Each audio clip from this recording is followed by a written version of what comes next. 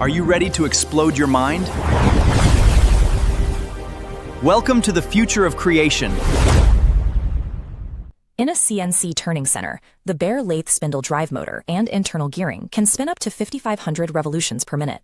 This assembly operates inside the headstock, the core of the machine housing the primary drive motors and gearboxes.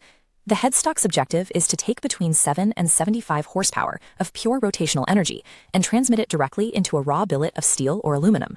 The exact physical interface where all that motor power exits the machine and meets the work-holding device is called the spindle nose. The engineering challenge here is precise torque transfer. You have to apply extreme, high-horsepower rotation to a heavy workpiece without inducing eccentric vibration or microscopic radial runout. Selecting the correct work-holding architecture means calculating a strict physical balance between the part's geometry, the maximum clamping grip required, and the acceptable limits of runout. The industry standard for rapidly turning perfectly round or hexagonal stock is the 3-jaw, or self-centering chuck. Inside its cast steel body, the mechanism relies on two primary components, the pinions and a large flat spiral gear known as the crown wheel, or the scroll. When the operator turns the pinion, its rotation meshes with the scroll, turning the flat spiral gear. Because all 3 jaws engage this single rotating scroll, they are driven inward in perfect unison to grip the billet. A practical limitation of this design is that the jaws themselves are usually not reversible. To switch from clamping the outside of a cylinder to expanding against the inside of a tube, the operator must physically remove and swap in a separate set of internal jaws. The 3-jaw chuck's constraint is kinematic. The scroll gear simultaneously clamps and locates the part. This couples accuracy directly to the gear teeth's physical tolerance. Over thousands of cycles, friction degrades these teeth. This microscopic wear shifts the workpiece off-center, introducing permanent radial runout. Because the single scroll gear drives everything uniformly, there is no mechanical way to adjust an individual jaw to compensate for this wear.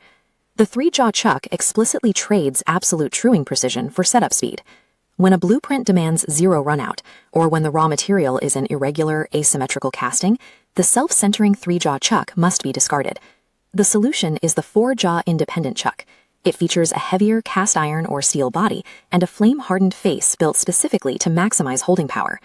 This cutaway shows the 4-jaw chuck's internal mechanism. The operator uses the chuck key on a square slot of a screw shaft on the body's periphery. There is no central scroll gear. Each jaw is driven by its own isolated, square-threaded screw shaft. By utilizing independent shafts, the mechanism completely decouples the act of clamping from the act of locating the part's center. To locate the center, the machinist places a dial test indicator against the spinning part to measure runout, identifying exactly where the high spots are on the rotation.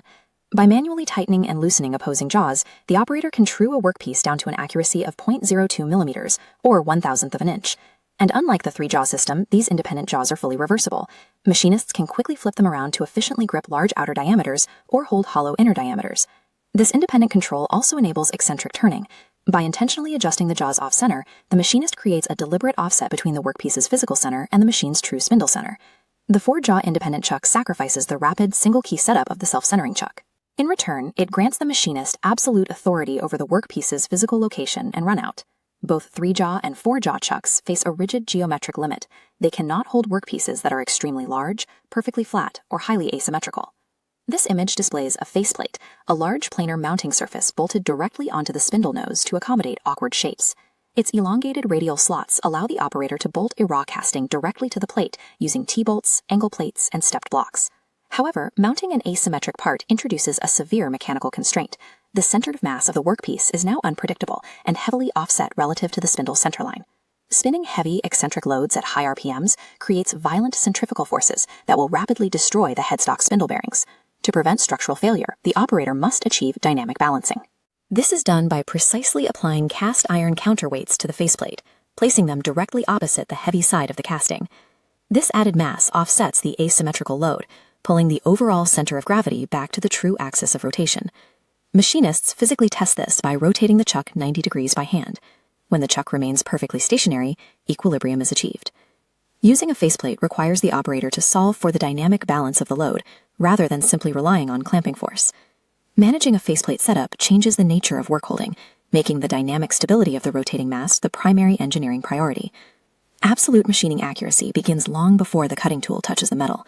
It requires understanding the specific kinematics of your workholding.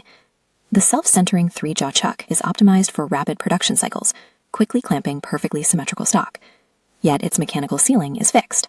The single scroll gear links location and clamping, meaning inevitable gear wear guarantees eventual locating errors. The independent four-jaw chuck solves this, serving as the primary instrument for extreme truing precision.